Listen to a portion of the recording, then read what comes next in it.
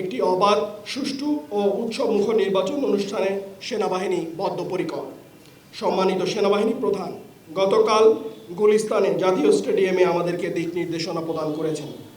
নির্বাচনী পরিবেশ যেন সুষ্ঠু থাকে এবং কোনো দুষ্কৃতিকারী যেন অপতৎপরতার মাধ্যমে জনগণের ভোটাধিকার হরণ না করতে পারে, সেজন্য আমরা অব্যাহত রোবাস্ট ডমিনেশন পেট্রোল এবং বিভিন্ন অভিযান চলমান রেখেছি। এরই ধারাবাহিকতায় এই ইউনিটের চৌকো সদস্যবৃন্দ গতকাল রাত থেকে আজ সকাল 10টা পর্যন্ত রাজধানীর যাত্রাবাড়ি এলাকায় একটি যৌথ অভিযান পরিচালনা করে। উক্ত অভিযানে এই এলাকার একজন কুখ্যাত সন্ত্রাসী এবং মাদক ব্যবসায়ী পিচ্চি মাসুম সহ এবং তার আরও 3 সহযোগী সহ সর্বমোট 4 জন সন্ত্রাসীকে এবং মাদক ব্যবসায়ীকে সেনাবাহিনী গ্রেপ্তার করতে সমর্থ হয়। গ্রেপ্তারকৃতদের মধ্যে পিচ্চি মাসুমের নামে হত্যা মামলা সহ বিভিন্ন অপরাধের রেকর্ড রয়েছে। এই অভিযানটি বেশ রোমহর্ষক ছিল। ইতিপূর্বে অন্যান্য আইনশৃঙ্খলা বাহিনী বেশ কয়েকবার তাকে গ্রেপ্তার করার চেষ্টা করেছে, কিন্তু সে বিভিন্ন সময়ে পালিয়ে গিয়েছে।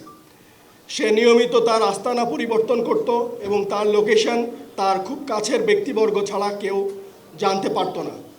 আমাদের চৌকস অভিযান দল বেশ কয়েকটি গোপন আস্তানায় অভিযানের মাধ্যমে তাকে গ্রেপ্তারে সমর্থ হয় এবং সাথে সাথে তার 3 সহযোগী রাজু, নাসির এবং নাইমকে গ্রেপ্তারে সমর্থ হয়। সবচেয়ে সুস্বাদু হালিম, রাঁধুনি হালিম। হালিম হোক রাঁধুনি হালিম।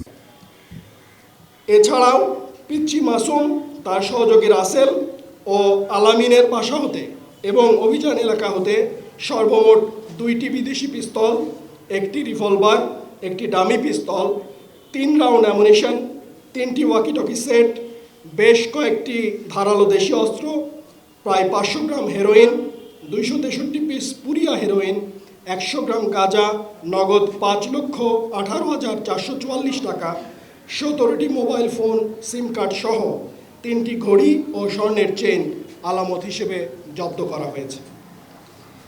পিচ্চি মাসুমের অন্যান্য সহযোগীদের গ্রেপ্তারের ব্যাপারেও যৌথ বাহিনী সক্রিয় রয়েছে।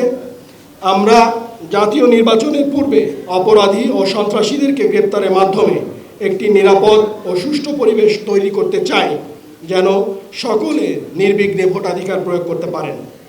সুষ্ঠু ও অবাধ নির্বাচনী পরিবেশ তৈরির লক্ষ্যে বাংলাদেশ সেনাবাহিনী সর্বদা সক্রিয় এবং নৈতিকভাবে দায়িত্ব পালন করে চলেছে।